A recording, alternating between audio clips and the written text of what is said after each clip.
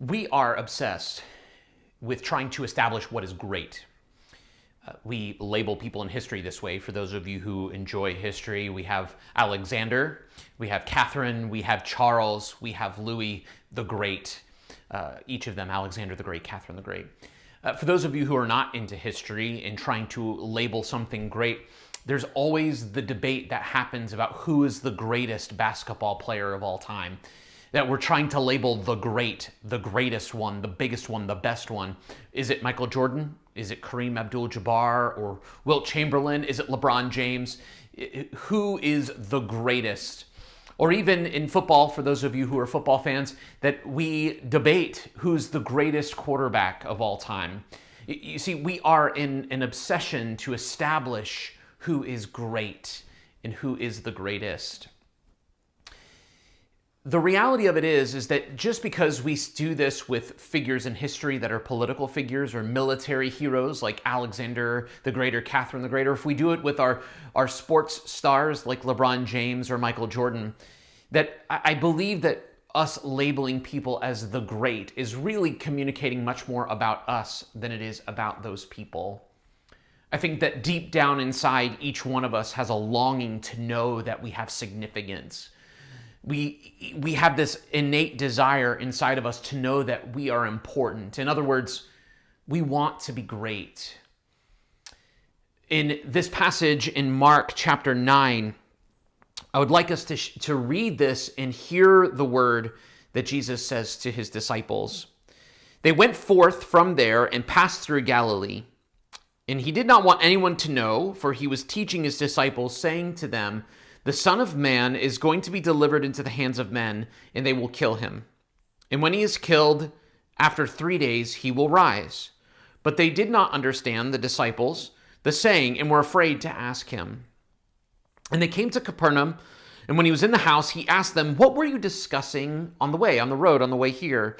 But they kept silent, for on the way they had argued with one another about who was the greatest. And he sat down and called the 12, and he said to them, "If anyone would be first, he must be last of all and a servant of all." And he took a child and put him in the midst of them, and taking him in his arms, he said to them, "Whoever receives one such child in my name receives me, and whoever receives me receives not me, but him who sent me." And Jesus was kind of had a moment with the disciples where they had their hand kind of caught in the cookie jar, so to speak. As a parent, I think of my own sons, that Jesus interacts with them in a similar way that I would when my sons are caught doing something that I know that they shouldn't have been doing. And I ask them the question, "Hey, what are you doing?" And Jesus catches them in that moment. And they don't know what to say. And Jesus knows already what's going on. And he says to them these incredible words, that those who desire to be first, who desire to be great, must be a servant. Now, this runs counter to us. It hits us funky. It's really challenging words that Jesus shares with us about what it means to be great, what it means to be important, what it means to be valuable. And I think that it runs on us awkwardly, really because I think that we define our greatness with three things that have nothing to do with what Jesus just said. The first thing that we do is we define our greatness by what we do. We define our greatness by what occupation or what job we have, or what amazing volunteer work that we might do. To give you an example, my wife homeschools our children. She did work in the public schools at one point in time, but it would not be uncommon, and thankfully Heather doesn't do this, but that she could, and I've heard people say things like this that are stay-at-home mothers, that someone asks, "What do you do for a living?" And they say, "I'm just a stay-at-home mom." What that just is communicating is that there is this value that is placed upon staying at home and taking care of the house and working with the children. That is not as valuable as working outside the home, as having a career that you're making money and producing in society with. You see that we place value on that. Or if we, for example, if we get laid off of our job and we're having to work a run-of-the-mill wage-earning, minimum wage-earning job. And when someone asks what we do, we'd say, well, for the meantime, I'm doing so-and-so. And that we use that in the meantime as a way to try to diminish the fact that we feel like our occupation is not valued in the light of society. So we place our value, we place our greatness, we place our importance on this first piece of what do I do? The second one that I think that we do this with is we place importance and we gauge whether or not we are great based upon what people say about us. This is most evident in our social media generation, that we obtain selfies for the purpose of getting likes or having great comments. People even put themselves in harm's way, such as putting themselves on a cliff or in a dangerous place along the ocean for the purpose of obtaining that selfie where people are going to go, you are so cool because you got this picture of yourself in that dangerous position.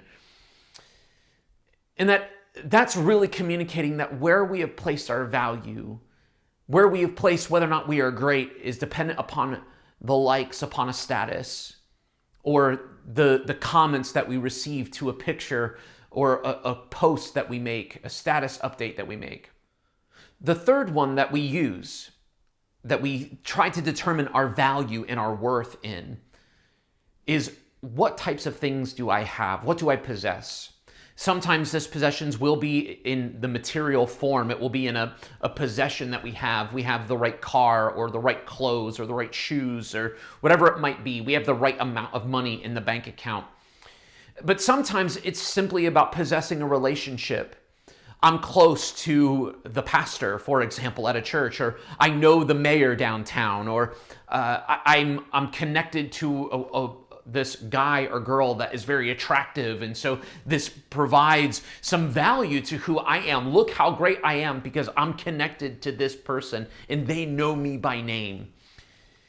And so we have these three things in which we look to say that we are great, we are important, we are valuable based upon what we have, based upon what we do, based upon what people say about us. And the crazy thing is that the gospel of Jesus Christ, the good news about God and about what Jesus has done on our behalf, is that God does not take into account any of those three things. And that all that God is saying is because of my great love for you, that you are my beloved child. This is where our importance and our greatness lies.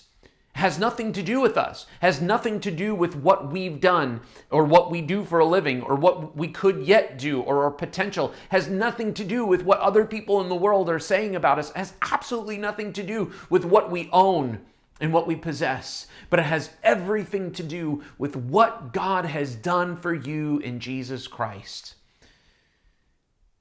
This is great news because the God of the universe, the God that created you, is the God that has served you by sending Jesus, taking on flesh, walking on this earth, taking obedience to God to the utmost extreme, even obedience unto death on a cross.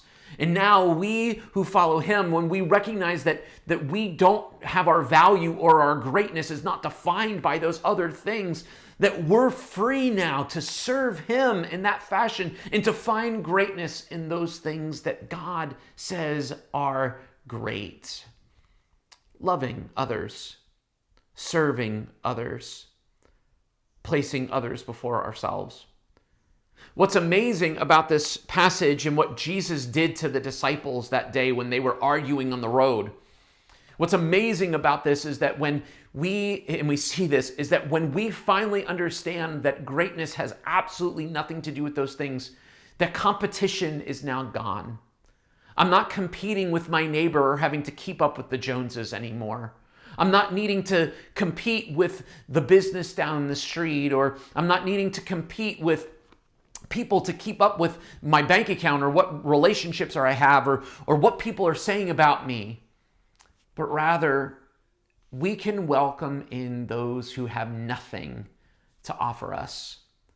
You see, that's exactly what Jesus does, is he takes this child and he brings him in and places him in his arms, kind of gives him a hug, and makes this incredible statement that the one who receives a child receives Jesus. And that this is an incredible statement because a child, unlike today where children are kind of cute and that we enjoy being around the children because they have life and there's vitality in them, that in Jesus' day, children were a liability. That these were just simply from child mortality rates, that there was this kind of sense that a child really wasn't a part of the family until they reached the age of accountability, roughly 13, 14 years old in Jewish society. And that children were really seen as this is another person that is needing to be fed, that isn't necessarily capable of helping out around the house. They can't take care of the animals. They can't go out and plow. They can't go plant the seed. They're just here taking up space, taking up energy, and taking up food. But that this person has nothing to give. But that this is the one, because of the fact that there is no competition any longer. The fact that importance is not placed in those other things, but that importance and greatness is placed in the fact that what God says about you, that you can embrace the one who has nothing to offer. I would encourage you to think about your own life. Where are you finding your value? How are you trying to determine whether or not you are great? Are you thinking about the things you have or what people say or what you're capable of accomplishing? If that's you, I want you to take some serious time to simply remember the fact that because of God's great love for you, that you have been called a child of the living God, and that he longs for you to come near to him by faith in Jesus Christ. He longs to have relationship with you because the one who has purchased that relationship, the one that has brought that relationship back into a correct place again, that through him, God longs for you to know the fulfillment of greatness and importance in him, in that relationship, not in all of the other stuff. If you have that relationship with Christ already, I would encourage you likewise to think, who are the people in your life that are people who don't have anything to offer you, and how do you treat them? Are you like the disciples who look at the child and go, that child has no value?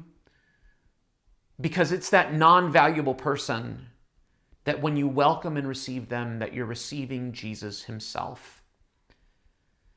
If this video has been helpful to you, please share it with someone else. Subscribe to the channel, hit the notification button so you can continue on this journey with us, and encourage others to be following after, to hear the words of Jesus, and to think and ponder and pray about what God is doing in your life and their life.